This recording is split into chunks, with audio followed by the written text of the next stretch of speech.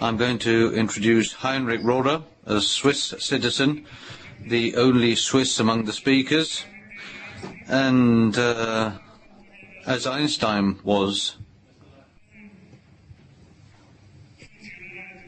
Otherwise, how could he have been a third-rate civil servant at the Bern Patents Office? Rohrer studied at the ETH like Einstein. He spent 34 years at IBM. We have seen here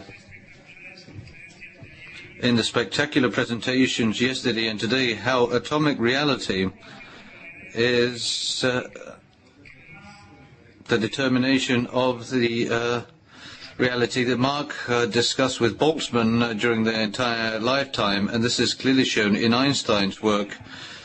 Feynman, the great American physicist, says that if we had a catastrophe and could only convey to the future generations one piece of information, what information, the maximum information, to use the redundancy, in the smallest space? And he answers the atomic hypothesis, the fact that matter is made up of small particles, atoms, that when they move away they are attracted, and when they come close they repel each other. This atomic reality that has been so difficult to achieve is now within reach.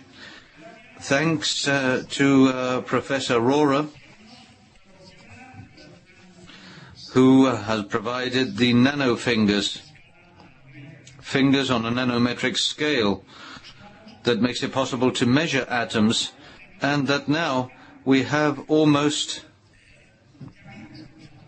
a friendly relationship with atoms, a casual relationship with atoms.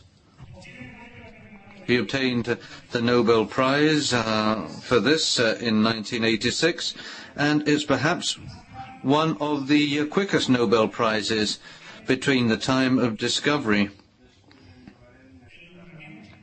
and the award. Those that know more than I do, and the audience is full of these people, that Rengin was quicker, or Muller and Bernmuth for high temperature superconductivity, but it has to be one of the quickest. Hasbach, my information services tell me,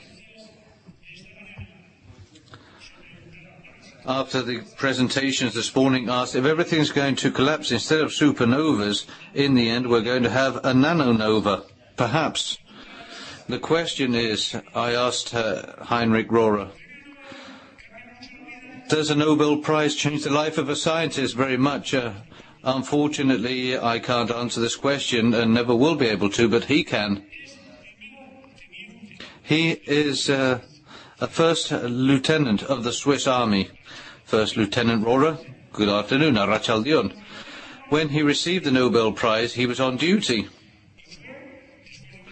And after a conference he gave to the troops, he had to do his duty and take his battalion, or I don't know what first lieutenants have, groups or whatever, to protect higher-ranking officers in the Swiss Navy. They were carrying out a simulation and they were in a shelter. Normally when this happens, people normally don't salute people at the top for obvious reasons. But in Rohrer's case, all the chiefs quickly went to greet him. And what was the great change?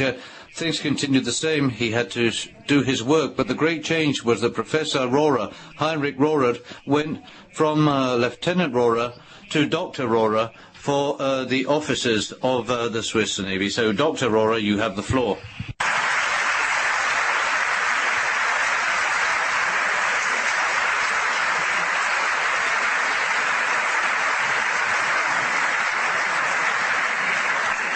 Now, how do I get this? Okay.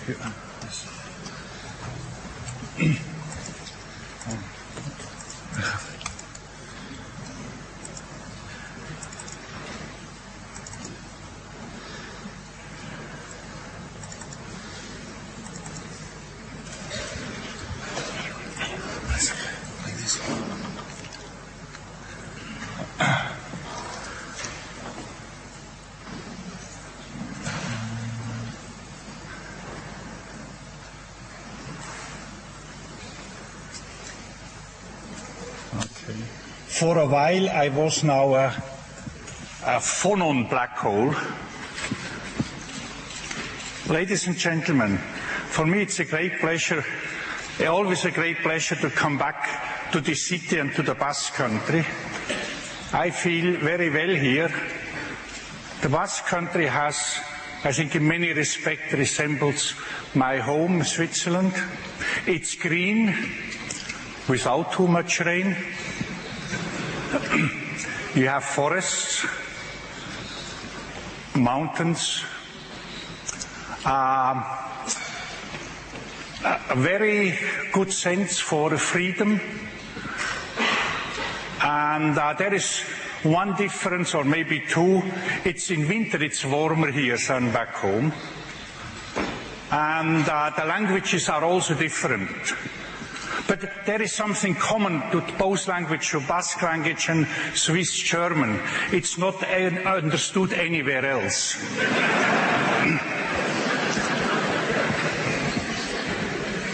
Maybe the Swiss, the various dialects are not even understood in Switzerland at different places. Now I would like to talk a little bit about Nano is different.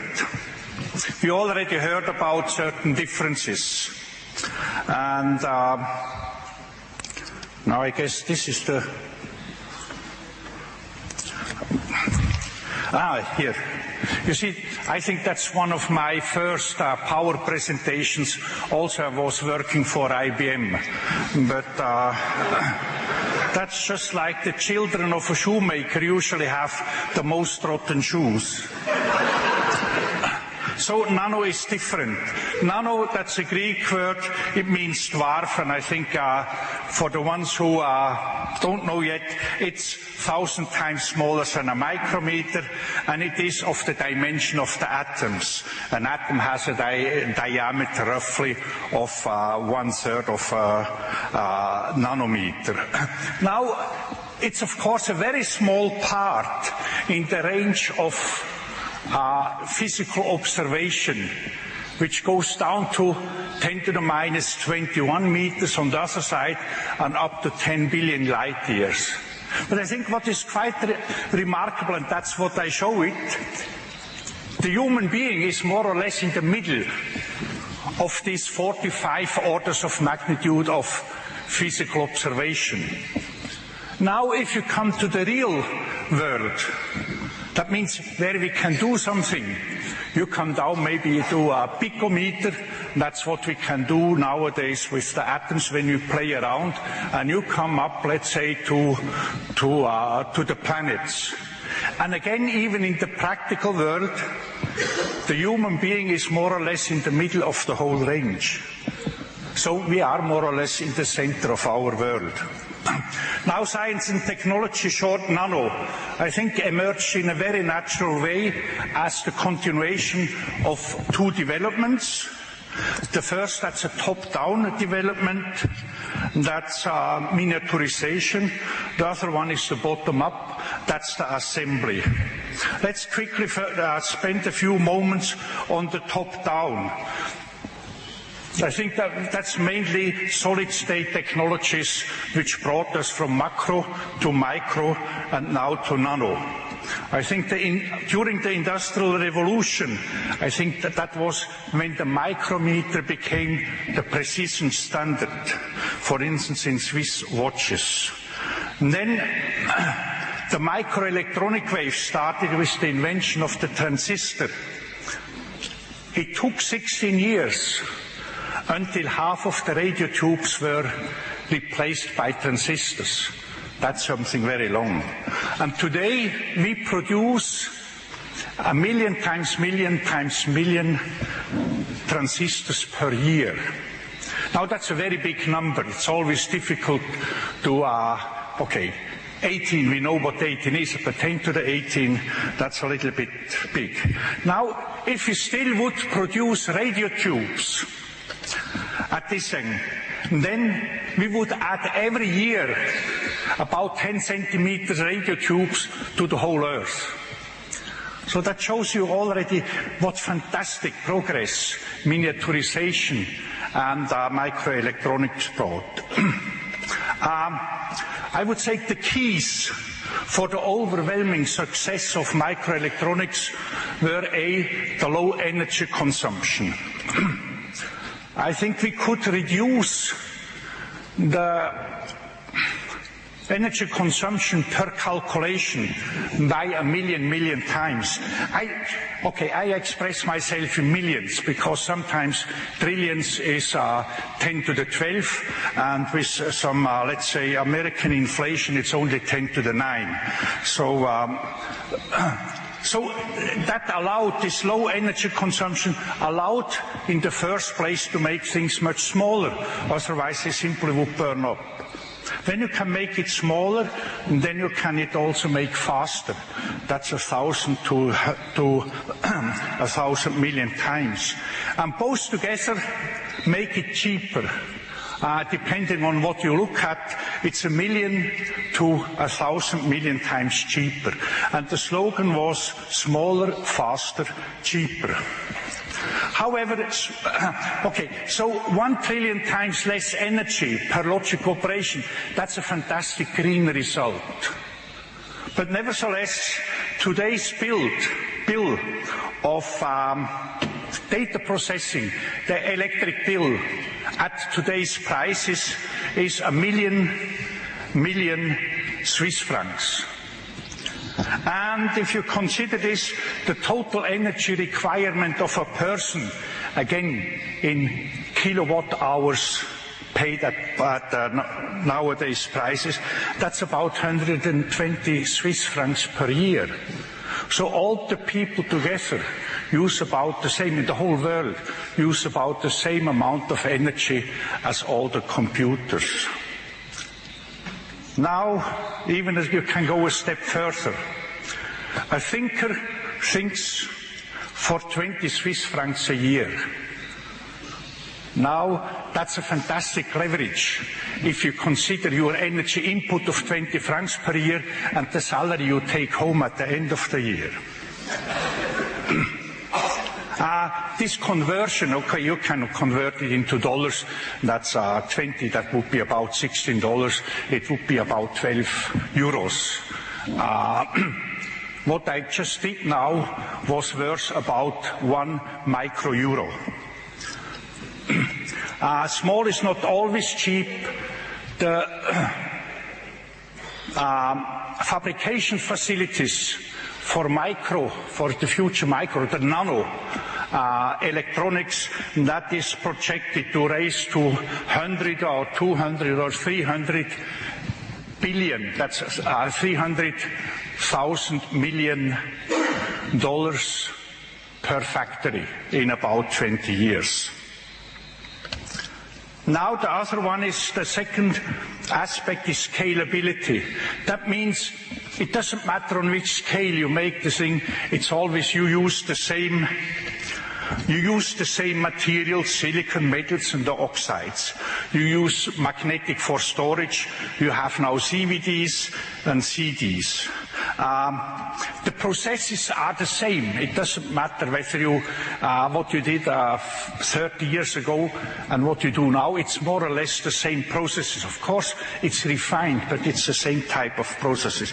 The components are the same. It's semiconducting transistors, resistors and capacitors, and even the functions are the same. The circuits are the same. You use them as amplifiers and gates.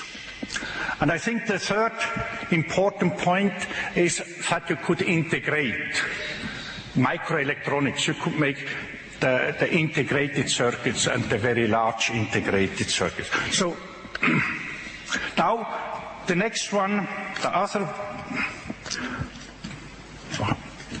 no. How does one go back? It doesn't really matter. The other one is the bottom-up approach. That's the assembly approach. And I think there we have, one is chemical synthesis.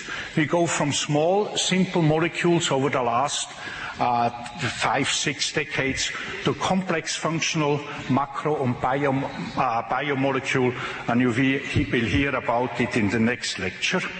And then I think in computational methods we advance from from very small to large system, to ab initio calculation, and to multiscaling. It doesn't matter if you don't understand all these words. I do neither, but... No, okay, that's here. Okay, thank you. You see, you always can learn something. And I think the bottom-up approach, that's also nature's way. You see, in nature, everything emerges from the nanometer scale, everything, and is synthesized to micro and macro, for instance, shapes. Of course, I'm not a nano shape. To micro or macro motions, and to micro or macro processes. And the solution of nature, this approach, you appreciate when you see the difference between a flamenco dancer and a robot. Now, just in summary, we have these three developments over the last 40, 50 years. Solid-state physics came down from the millimeter range and brought the concept of addressability.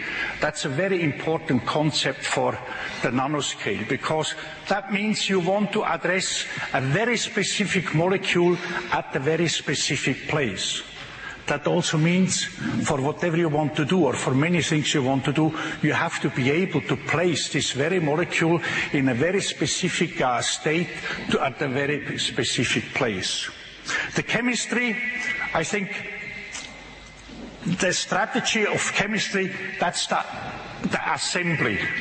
In chemistry, you assemble, you synthesize. But and you bring along the concept of statistical ensemble. And I think biology uses all of it. So I would say that's the great success stories, what happened so far in these three areas. And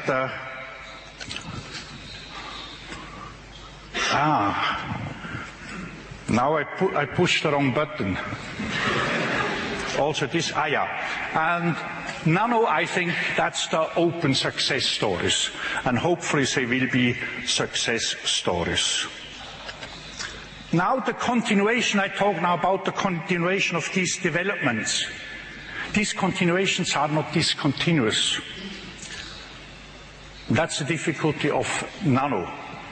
But very often they happen in disruptive steps.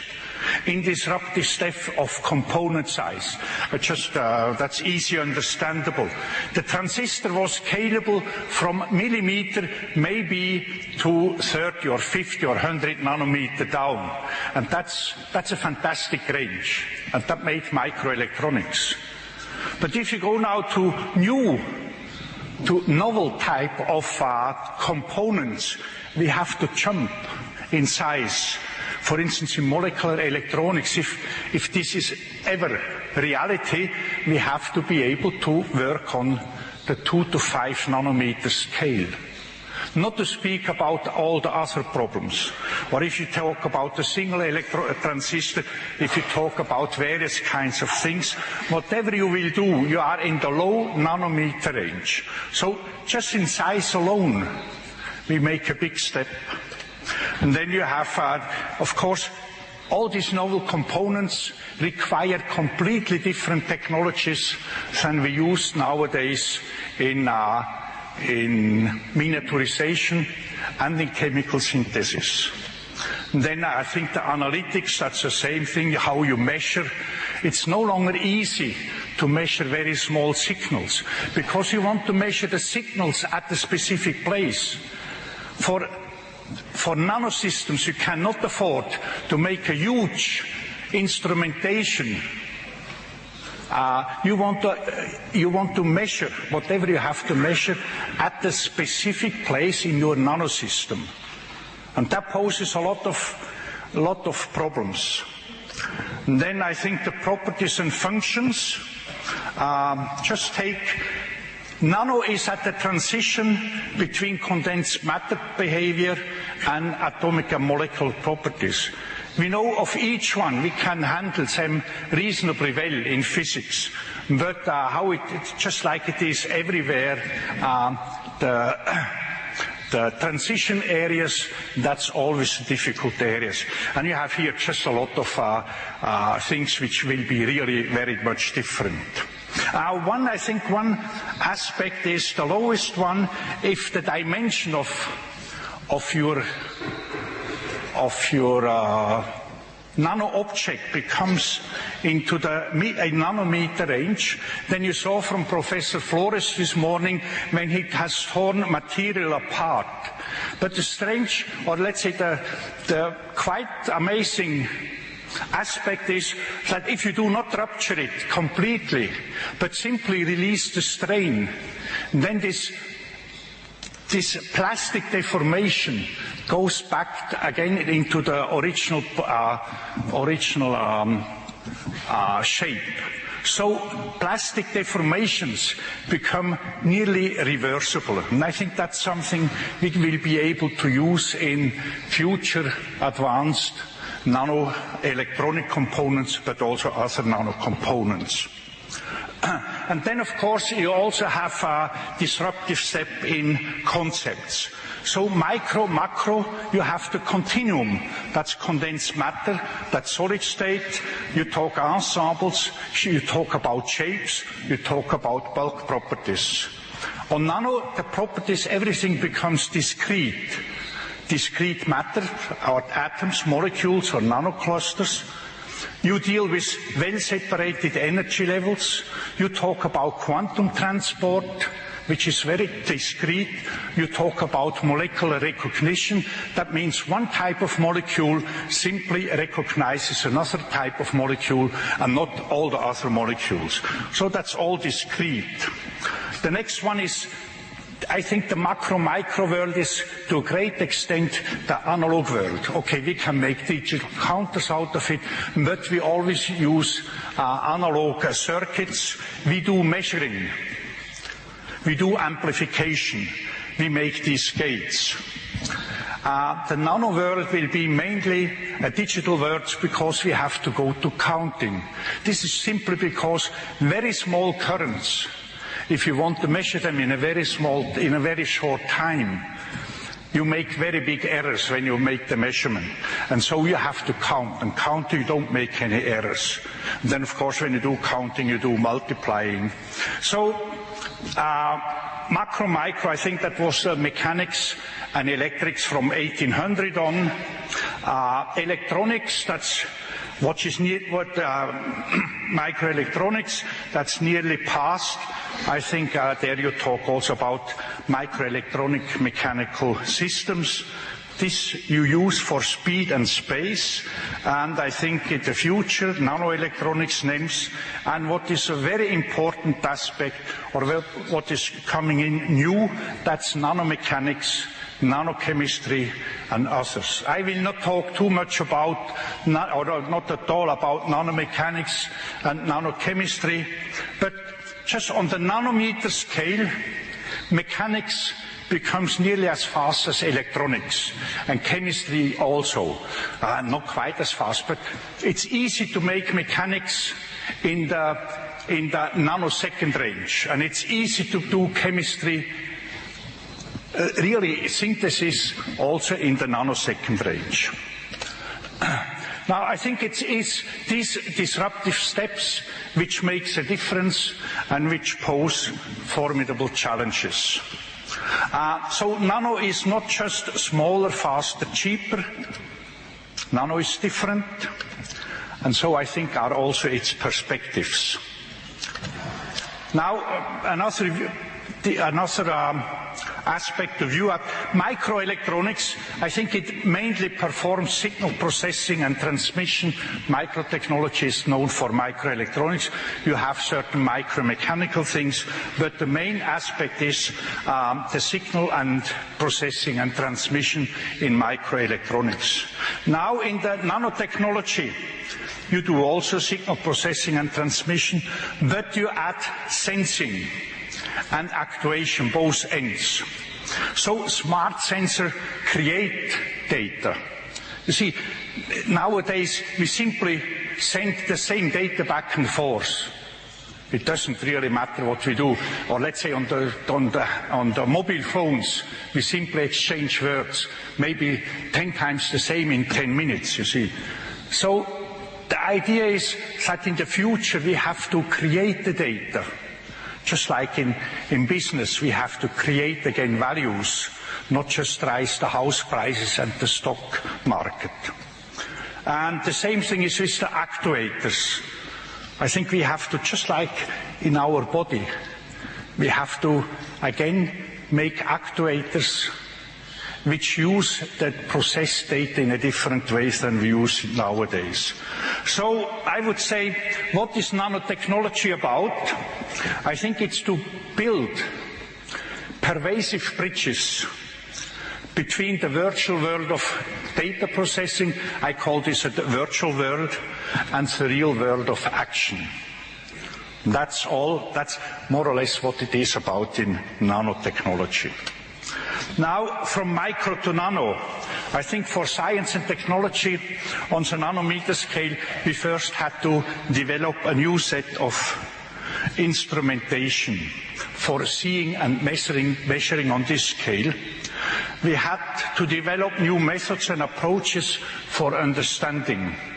And we had to find novel processing techniques for changing and building, and we still have to do that.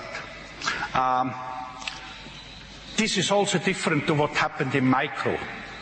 You see, micro could build on an electron microscope which was invented 20 years before.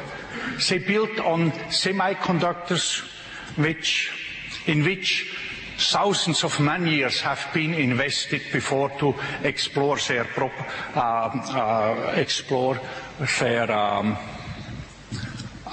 properties.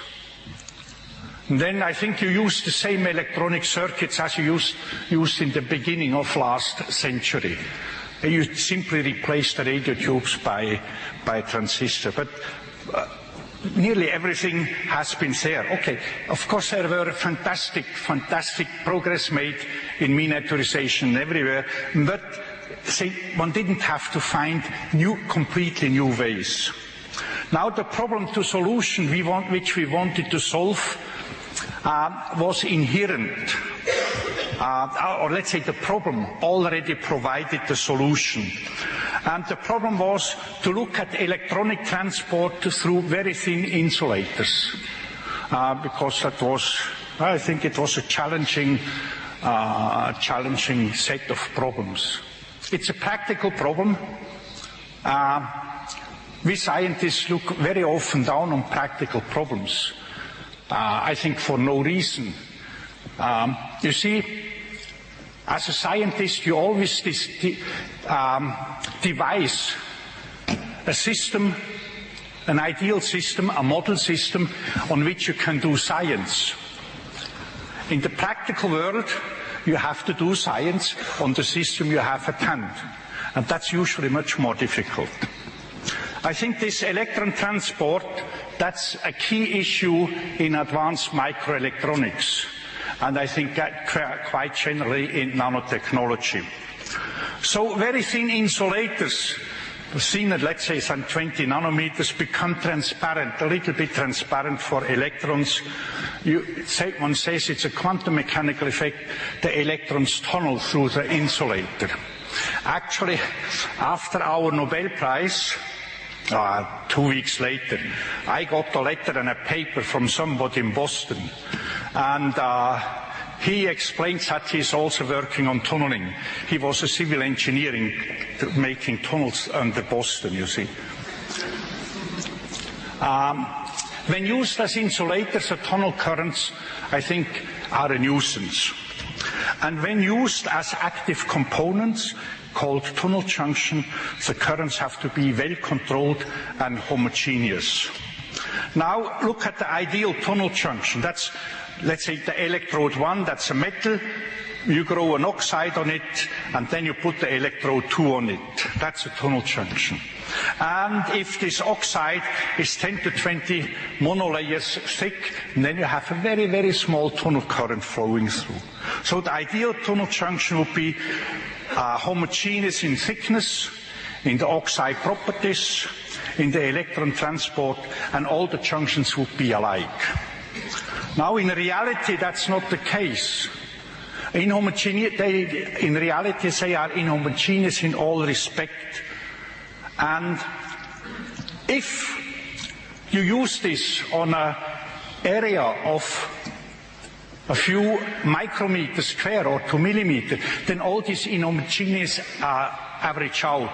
Then it's not so much of a problem. But once you go to smaller scale, than a micrometer, then that becomes a nuisance. A further thing, the current through an oxide decreases by a factor of 10 up to between 10 and 40 for every monolayer of oxide. Now, the problem, as I said, that's an inhomogeneous oxide layer. That's this reddish layer between two conductors. So the solution is, if you have nothing in between, not an oxide, but nothing, then you have two advantages. The current even decreases much faster when the two metal plates approach. And second, you can use one of the conductors and scan over the surface. So one feature, this feature here, you simply make it into a tip which you can scan. And so on. This is the surface here, so you can look at this oxide. So, in principle, you can take any needle, sewing needle or whatever it is. The end of the needle finishes with 1 or 2 or 3 atoms, and it's this red atom at the end of the needle which does all the work for you. Because the next atom, a little bit further back, already carries maybe 100 or 1,000 times less current.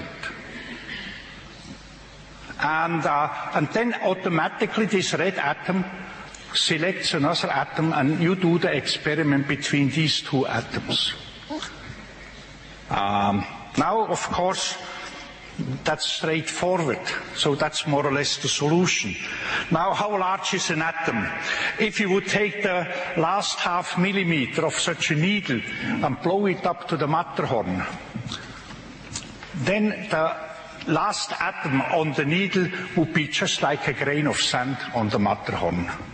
So what you have to do, if you want to now test the surface, you have to take this Matterhorn and you simply scan it over the mountain ranges with the accuracy of a sand grain. That sounds fantastic, but once you have done it, it's not too difficult. It's difficult with the Matterhorn, but not with a needle. So that's all what the scanning tunneling microscope is about. You have this tip. You apply a voltage between the sample and the tip, and you have this tunnel current flowing, and then you move the tip around with this tripod. In this case, it consists simply of piezoelectrics. Piezoelectric, that's material when you apply a voltage, it expands or contracts. So these are then the images we call atom scopes or molecular scapes. The top is a biospecimen. I have forgotten what it is. And the reddish one, that shows individual rows of gold atoms, and the bottom right shows the silicon 7x7 surface that was at that time, back in the 80s, was considered as the magic surface of surface science. Now, the realization, you see, that was this tip with atoms. These are these balls. Now the concept is, take your hand and some marbles. Now when you have the hand, you can feel over the marbles, not with a tunnel current, but with other means. But what you also can do with the hand, you simply can grab. And that's exactly, you can do the same thing.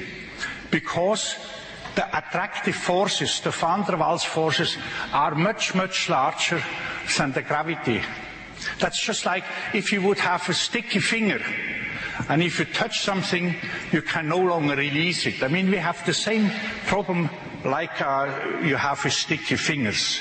So then you can change it. You can change with the same instrument. You can image, and then when you do it a little bit more brutal, you start to change it.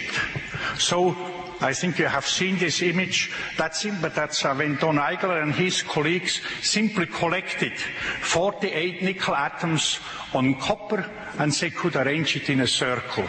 So that's how you can change things. And then you see these waves in the middle. They look like the water waves in a round pond, only they are about 1,000 million times smaller. Or here, that's for my 60th birthday. The guys in Basel, the friends in Basel, they wrote this, birthday card, happy birthday. And that was between the bits of a compact disc. Now, of course, you also can think, can I not start to protect my products by writing it somewhere? You have to know where you write down your very, very nanomarks. It's very difficult to find them if you don't know where you have written them down. Or here, that's another example of the... I still have time. There are guys in Japan, that was already back in 91. The left is a surface of molybdenum sulfide. You see all these bumps are the molybdenum atoms or the sulfur atoms. I don't remember which ones. And then you can come with the tip and pick up one atom after the other, and that's how you can write something. And that stays more or less forever what you have written. And this would correspond to a terabit per square centimeter storage. Now, on the basis of a few of these principles, just very shortly, a nano system. So you know a little bit what one can do nowadays, I think, at the moment. Look at the concept. Look at the compact disc. There you have protrusions. They are maybe 2 micrometer apart, and you rotate them and you read them. That's the compact disc. Or the Now the millipede is a little bit different. You have very, very small miniature beams with a point on it. And with this point you make now indentations, not protrusions, but indentations into some polymer. And at the moment they can make the indentations about 17 nanometers apart. So compared to the 2 micrometer, that means a 10,000 times higher density of storage.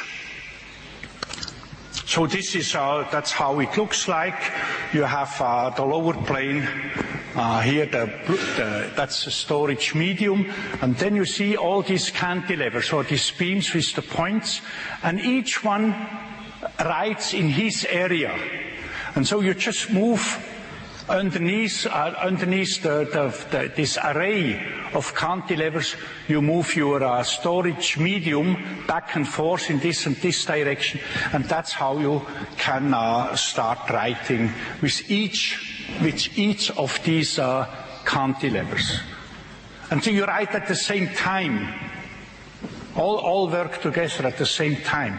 And then you also can do the reading. And I think, so from the point of view of technical performance, it is at the moment absolutely super, beyond what you can imagine. If you do the reasonable, the multiplexing, then I think you can crank it up to something like a terabit per second. The limitation will then be the electronics and not the mechanical part. But you can also look at it in a different way. I think the millipede can be a new storage, can be considered as a new storage processor hybrid. So you put this a little bit together. Still, in this case, on the megabit size, But I think that might be a step closer to the brain, which is a storage processor hybrid on the bit size. Let's just quickly go through. Such a cantilever is a little bit complicated. I mean, you have to build in many things in each of the cantilevers, but I think they can do it now reasonably well. And this is just a result where you have written these indentations here on the left. That's half a terabit per square inch. On the right, it's a terabit per square inch. You can erase it line by line. You can erase it whatever you want. So what is the present state of nanotechnology? I think we do very well in analytics. I think instrumentation has become simpler, more robust and affordable. If you buy a combination of scanning tunneling microscope and atomic force microscope, I think you get it for 20,000 euro. Sure, they are always maybe cost you 200,000 because some companies put in a lot of vacuum equipment around it, but you pay for the vacuum equipment, not for the instrument. The instruments are very cheap. I think generally the awareness for the nanometer standard is now growing in technical educational institutions on all levels, and I think even in industry. Then I think nanostructured materials become an economical factor. Again, how nano is different. You see, when you put water on anything, it gets wet. Maybe it doesn't get wet with water, but you put some alcohol on it, then it gets in any case wet. Now, if you make this surface nanorough, that means it is flat on the micrometer level, but it has a nano roughness in it. And then the drops can no longer stick to the surface and they simply glide off. So that's water repellent cloth. That's water repellent. How does water repellent car finishes? That's and of course, once it's water repellent, it's also dirt repellent, because usually the dirt comes there via water or can be washed away. And there exist already companies who produce the cloth with these methods. I think it still will take a year, a couple of years, maybe 10 years, before you can replace the dishwasher with nanostructured materials. Then I think novel senses we have developed. The interdisciplinary nature, I think, of nano is broadly recognized, unfortunately not yet practiced, you see. But science is always a little bit slow. I think computational science really became the theory tool for nano. But I think the grand challenges, really the challenges, however, they still lie ahead. And I think we shouldn't have illusions about that. I think one of them is the local growth or local assembly. That's in nanoscale material science and chemistry. For instance, we have to be able to grow a molecule at the right place. Then there are two aspects about this molecule. How much? Okay, I still have 5 minutes. Huh? Okay. Yeah, I have thrown it away. There are two aspects. A molecule, once you put it down somewhere, it can change its functions. So you have to know when you put the molecule down, when you want to incorporate it into an environment, how it changes its function. And then you have to find ways to contact this molecule, to do something with it. Maybe just by contacting you change it again. That might not matter as long as you know how you change it. So I think that's fantastic. That's there we are far away from any real knowledge and about this problem. Then the nano interface, I said the nano interface, that's invasive. When you make a contact to something which is nano, then I think it probably starts changing its properties. Then you also this morning, Fernando Flores showed you that the conductance through such a very small contact happens in steps. So you see, the contact itself becomes the functional component. And I think that's the interesting part, that you don't think in terms of component, contacts, and connection. You simply would like to put everything into the same. And I think that's also what the molecules can then eventually provide. That they will provide a lot of functionality, and you simply you have to contact to the molecule for some super functionality. I think that's probably in your spirit, or not, Jean-Marie? Okay. Then another thing is the novel compounds and functions. We would like to make adjustable holes, very small holes. We know holes are a problem, be it for asbestos and so on. So for nano clusters, there might be even the bigger problem. But holes are widely used in nature, everywhere. But you can control what goes through a hole. So we have to find ways of protecting ourselves through controllable holes. And then, of course, besides that, a controllable hole, again, you can then use for counting. I think you have to do counting. So you can count ions, you can count atoms, and you can count molecules one by one. I think the energy and information transfer, I think that's also a major challenge. Maybe eventually you have to store a lot of the energy in situ, maybe in chemical form or something like that, which you can then reload from time to time. That's exactly what happens with us. Then the information transfer, that will be also difficult, especially if you have autonomous systems which you cannot connect with a wire. So if something is smaller than a micron, it's getting difficult to address through antennas or anything like that. Then the theory, that's computational science. I think we have made progress. And let me just show one example which also shows a little bit in which directions we have to go. That's for a specific problem in computational physics. And I think there are three benchmarks, 1972 and 1991 and 1996. And the blue curve shows you the computer speed per CPU. The computers in this time per CPU got about 1,000 to 10,000 times faster.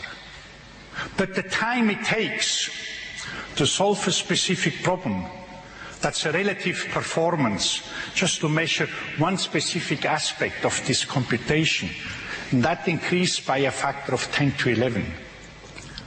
So that shows you that for the future, it's not just smaller which counts, it's real being able to do things much, much cleverer than we do nowadays. I think we always have to think about that when we do nano.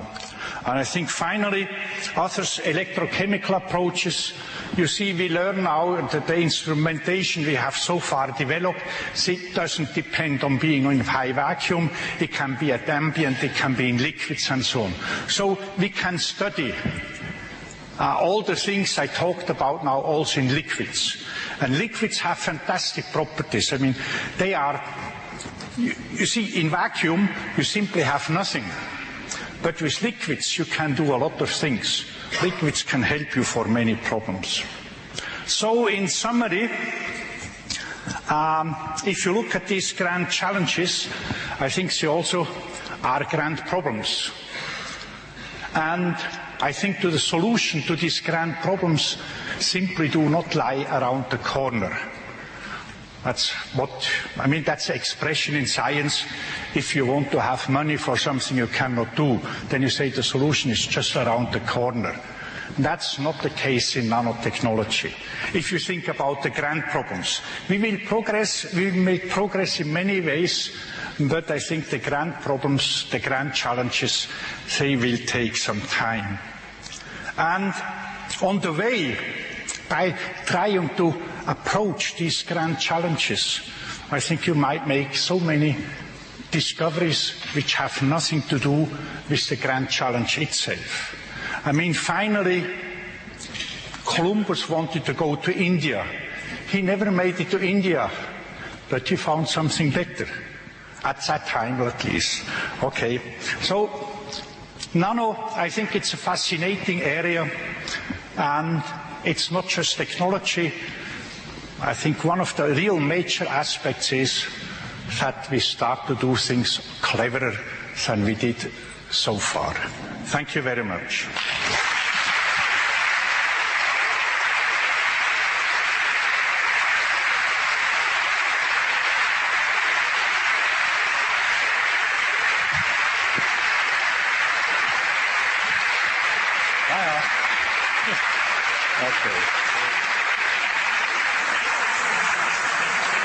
Questions?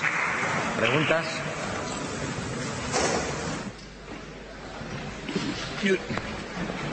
I think I explained everything in very clear terms.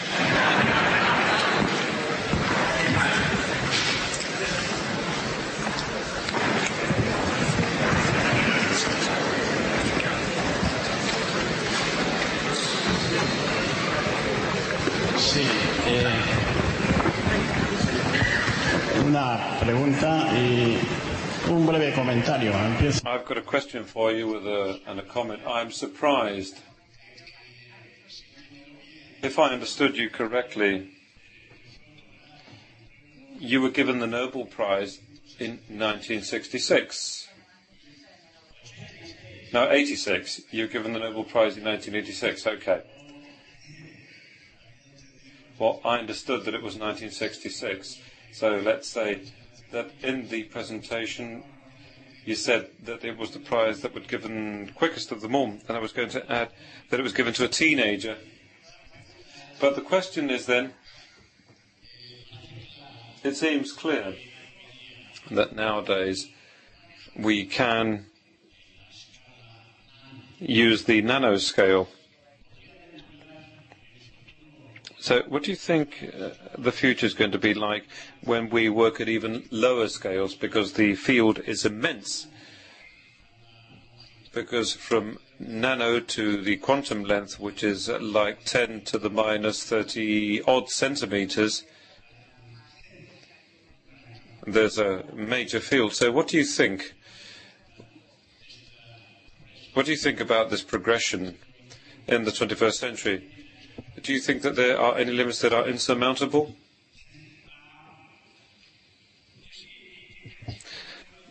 Well, I think in terms of very practical work. If you ask somebody in CERN, they work on the atto or femtom scale. They shoot things together, you see. So that's also working, but that's not how to say, the domain of our practical work. Now, the question is whether atoms are the smallest part where we really can do things more or less with our fingers. Or let's say, take information storage. So far, in order to store a bit of information, we use maybe 100 or 1,000 atoms. I think that's the best we can do. And then the periphery and everything, maybe 10,000 atoms, maybe 20,000 atoms. Now, if you look at DNA, the DNA stores information in, I don't know, I think in 100 atoms or in right, roughly. Now there is, I think, no proof that eventually you cannot store information in nuclear degrees of freedom. It depends how long you want to store the information, but I think there is no proof that you cannot do it. But for the time being, I think we have enough problems with what we are doing now.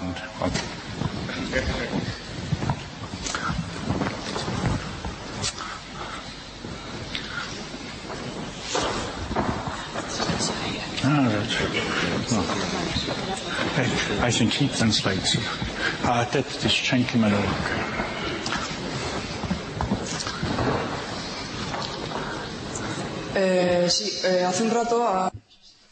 A few minutes ago, you showed a photograph with two yellow pictures, and you said that by withdrawing the atoms you could write, but the atoms a few minutes later would be recomposed, or they would be deleted, wouldn't they?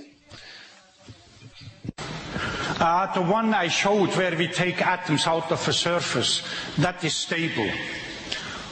You can also put molecules down which can be pretty stable. For instance, you can attach molecules with sulfur onto a gold surface which is as stable as the gold surface is, you see. So I think you can do that. That's not the problem.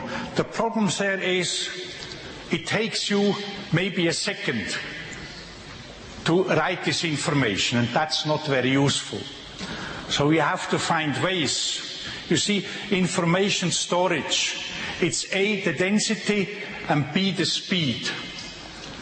Now, the density, okay, once you are at the atomic scale, and it takes you a second, you have to have,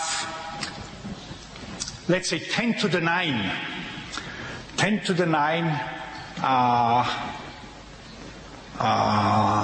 reading heads or writing heads. Then you can store all the information maybe then in a nanosecond. A nanosecond is not fabulous. Okay, the present disks are maybe at 100 micro, at 10 nanoseconds. So 1 nanosecond, I think, for the future, if you use then a new type of technology, that's not very fabulous. So then you have to think in terms of picoseconds. Now, let's see. I mean, there are a lot of clever people around and which find clever solutions, but you have to be confronted with the problems.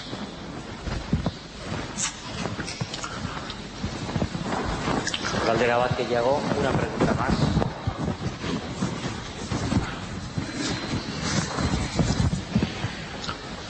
By now, mainly on all the work in nanoscience is in two-dimensional surfaces. When you write on a surface, what are the views about three-dimensional devices, printing and growing at once? I think that's possible. I don't know how, but the question is, do we want to do it? You see, once you have three dimensions, people talk about three-dimensional storage. What is my microphone? Somebody wants me to stop. Okay. You see, one of the key problems of modern electronics is to get rid of the energy of the heat you dump into the system. That's why you have everything on a surface or close to a surface. That's why the brain makes all these things. You see, okay, it's not just on the surface, but you would like to make the surface very large in order to be able to get rid of the energy. Now, if you write a terabit into a cube of let's say terabit, a cube of 1 by 1 by 1 or 3 by 3 by 3 millimeter, and if you want to do something, it simply explodes. Because I think we can, for each process, we cannot use less than the thermal energy kT.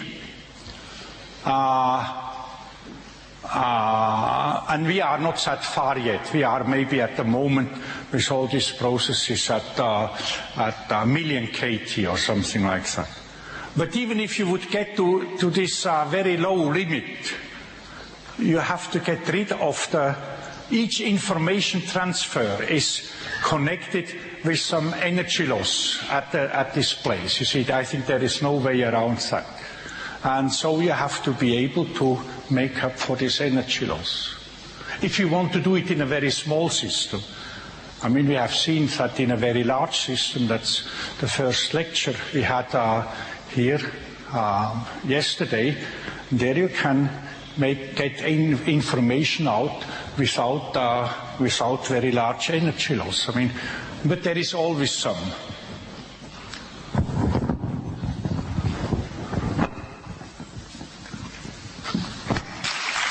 Professor Rohrer.